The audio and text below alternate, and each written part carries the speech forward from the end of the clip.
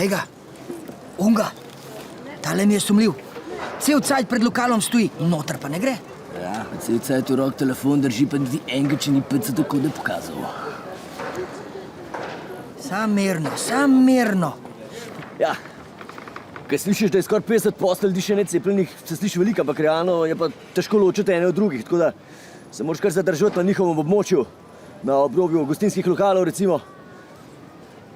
V sredah je lažji, ne, ker se zbirajo v večjih jatah okoli parlamenta pa obvoznice. Ampak glavno je tle opazovanje pa čakanje. Tako da Mila se zjutraj štemplava v ambulanti, pa takoj na prežo.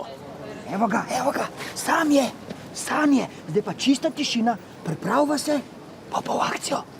Pacienta valjda lahko ujela tudi v množici, samo moramo paziti, da ne pride do kakšnih poškodb.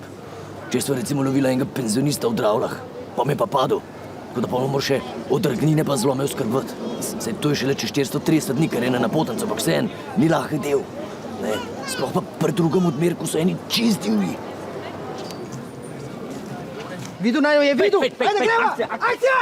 Evo ga! Evo, razkuš ga! Glede, razkuš!